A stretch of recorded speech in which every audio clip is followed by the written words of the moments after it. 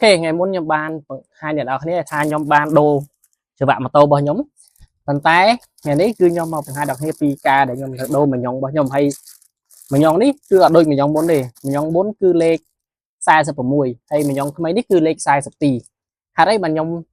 cơ ca plak đồ mình nhom từ lẹ lê rồi tìm chứng muốn cứ có dương từ ca từ lá lê ដោយសារតែខ្ញុំមិនមែនជាជាងម៉ូតូទេអញ្ចឹងពេលដែលខ្ញុំធ្វើអីមួយខ្ញុំតែងតែមើលសៀវភៅឬក៏មើលវីដេអូអញ្ចឹងក៏ប៉ុន្តែសៀវភៅណែនាំវីដេអូយ៉ាងណាក៏ដោយវាមិនដែលដូចមែនតើនេះរបស់គេដោះដូចស្រួលណារបស់យើងវិញដោះមកដូចជាប់នៅពេញហ្នឹងដូចផ្លូវម៉ូតូខ្ញុំនេះអញ្ចឹងដំផងវាយផងទល់ផងទាញផងទៅរំនឹងបានចេញមកវិញហើយនិយាយថាបែកញើសឡាហ្មង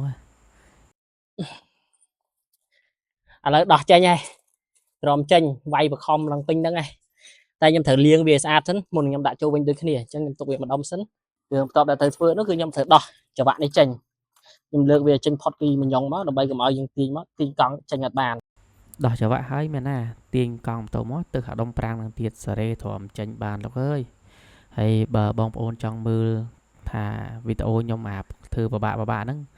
ជួយខមមិនបងថាបងអើយចង់ឃើញមួយថ្ងៃវេទនាជួយខមមិនម្នាក់មួយមកខ្ញុំធ្វើវីដេអូដាក់ឲ្យមកដល់ឥឡូវនេះកិច្ចការដែលត្រូវធ្វើគឺត្រូវដោះមញងចាស់នេះចេញដោយ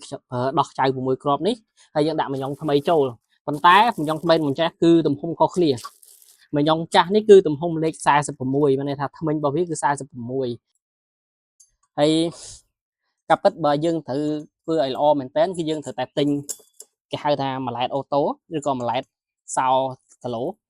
នេះពេលដែលយើងមួលទៅយើងអាចសេរីថាតើយើងត្រូវរឹតវាកម្លាំងប្រមាណប៉ុន្តែយេហើយលោកថ្ងៃក្រោយទៅខ្ញុំមានលទ្ធភាពខ្ញុំទិញវាមកប្រើហើយខ្ញុំព្រោះពេលដែលយើងប្រើវាលើម៉ូតូរបស់យើងគឺវាល្អយើងអត់និយាយទ្រុកខ្ចៅទ្រុកអីទេព្រោះយើងរឹតទៅតាមស្តង់ដារដែលគេបានប្រាប់របស់យើង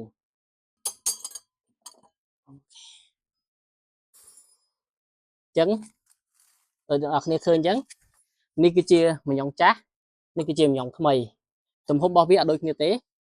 ខ្ញុំប្រៀបធៀបទៅដាក់ឃើញអាថ្មីគឺរាងតូចជាងដូចខ្ញុំនិយាយគឺខ្ញុំតម្លាក់សាយវាមកត្រឹមតែលេខ42ទេអានេះ46អញ្ចឹងវាធំជាងច្រើនមែនតើហើយយើងមើលថ្មិញរបស់វាគឺ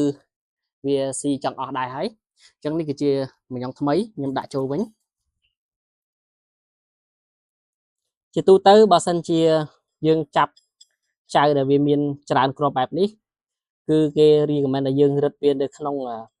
ហៅ star pattern ណាបើន័យថាយើងរឹតអាលើឲ្យមកក្រោមមកជាហៀងនេះហើយជាហៀងនេះទៅវិញមកជាហៀងនេះហើយបានមកជាហៀងនេះវិញដើម្បីឲ្យពេលដែលយើងរឹតទៅនឹងវាចូលស្មើគ្នាល្អអូខេអញ្ចឹងខ្ញុំចាប់ដើមរឹតអីទី1គឺខាងលើនេះតបមកខ្ញុំមកក្រោមនេះតបមកគឺមួយនេះតបមកគឺខាងក្រោមនេះតបមកខាងនេះតបមកគឺខាងនេះអញ្ចឹងខ្ញុំរឹតអង្សាទៀតព្រោះយើងអត់ចង់ឲ្យជីរបូតទេយ៉ាអូខេអញ្ចឹងឥឡូវខ្ញុំរឹតចូលរួចហើយអញ្ចឹងយើងមានតែដាក់កង់ចូលវិញតែការពីដោះចេញហ្នឹងវាលំបាកតែការដាក់ចូលវិញហ្នឹងគឺវេទនាដែរយើងសារ៉េអាថាសប្រាំងហ្នឹងទៅរំចូលប្រឡោះស្បែកប្រាំងពេលខ្លះដាក់មកអាជើងវាហ្នឹងទល់គ្នាជ្រុះអាតំណប់វាអីពេញហ្នឹងឯងហើយអាភ្លៅនោះដាក់ទៅរំចូលទៀតហើយបើសួរថាបើយកទៅជាងអត់ចាំបាច់ហត់ចឹងទេសួរថាហេតុអីចាំបាច់ធ្វើខ្លួនឯង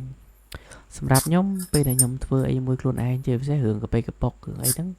ធ្វើអីមួយខ្លួនឯងហើយវាត្រូវចិត្តយើងដូចចិត្តយើងគឺសប្បាយចិត្តហ្មងអាហ្នឹងភាសាអង់គ្លេសហៅស្អី sense of accomplishment ណាវាជាអារម្មណ៍ដែលយើងសប្បាយចិត្តនៅពេលដែលយើងធ្វើអីមួយបានសម្រេចមិនប្រកាសថារឿងនោះវាចាំតែធំឯរឿងកាប៉ិកប៉ុកតូចតាចអញ្ចឹងក៏បានដែរគ្រាន់ថាតូចតាចនេះមកបែកញើសជោគអាវដែរបន្ទាប់ពីយើងធ្វើការដាក់ផ្លូវដាក់អីចូលហើយគឺយើងរឹតផ្លូវវាចូលវិញសិនទៅប៉ុន្តែយើងមិនរឹតតឹងពេកដោយសារយើងត្រូវតែសេរីច្បាក់ទៀតដោយសារតែមញងនេះវាទូចជាងមញងមុនអញ្ចឹងពេលដែលដាក់ទៅច្បាក់វានឹងធូរហើយអញ្ចឹងខ្ញុំត្រូវការរុញវាមកក្រោយតិចទៀត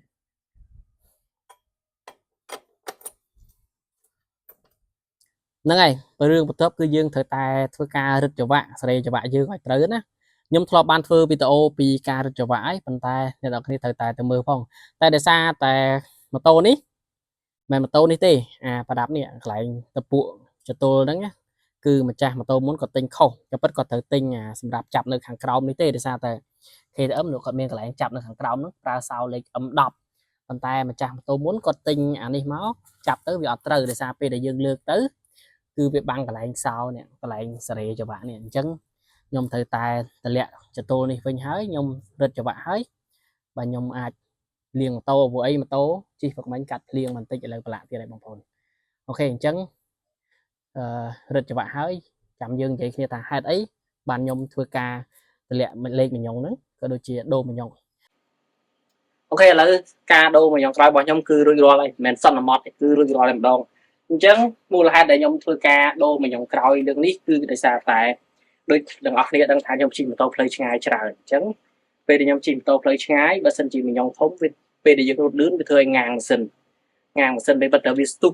ជាងមុនមែនប៉ុន្តែវាធ្វើឲ្យងាងម៉ាស៊ីនខ្ញុំ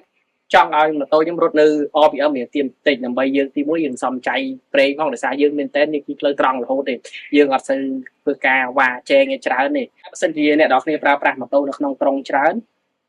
ការដាក់មញងធំវារៀងមានអត្ថប្រយោជន៍ជាងបន្តិចព្រោះអីពេលអ្នកនរគ្នាត្រូវការវ៉ាចែងតិចតួចអ្នកនរគ្នាគឺមានសន្ទុះក្នុងការវ៉ាម៉ូតូវាមានកម្លាំងប៉ុន្តែសម្រាប់ខ្ញុំគិតថាការតម្លាក់មញងរបស់ខ្ញុំគឺពិតជាល្អផុតហើយមួយទៀតគឺខ្ញុំចង់បានលឿនជាងមុនបន្តិចនៅពេលដែលខ្ញុំរត់ជាមួយម៉ូតូធំម៉ូតូនេះ top speed វាយ៉ាងទៀមតិចដែរដោយសារ top speed វាត្រឹម140 145អីទេអញ្ចឹងនៅពេលដែលវារត់ដល់ប៉ុណ្ណឹងគឺងាងម៉ាស៊ីនហើយម៉ូតូវាថាវាអត់មានកម្លាំងទៅមុខទៀតទេដោយសារតែមញងវាអស់ហើយជុំម៉ាស៊ីនវារត់ប៉ុណ្ណឹងក៏ប៉ុន្តែនៅពេលដែលយើងតម្លាក់មញងជុំម៉ាស៊ីនរត់ដដែលប៉ុន្តែកង់ក្រោយគឺយើងវិលច្រើនជុំជាងមុនការដែលយើងធ្វើការតម្លាក់លេខមញងម៉ូតូរបស់យើងអត្ថប្រយោជន៍របស់វាទីមួយគឺធ្វើឲ្យម៉ូតូយើងរត់នៅ RPM ទៀតជាងមុនក៏ដូចជាជួយម៉ូតូយើងលឿនជាងមុនបើយើងត្រូវការលឿនហើយបើសិនជាយើងជិះផ្លូវឆ្ងាយច្រើនដូចខ្ញុំប្រហែលជាអាចសំចៃសាំងតិចតួចដែរក៏ប៉ុន្តែក៏វាមានគុណវិបត្តិរបស់វាដែរគឺវាធ្វើឲ្យម៉ូតូយើងរៀងស្ទុះបន្តិចវាអត់ស្ទុះវាអត់មួលកញ្ឆក់ទេសម្រាប់ម៉ូតូ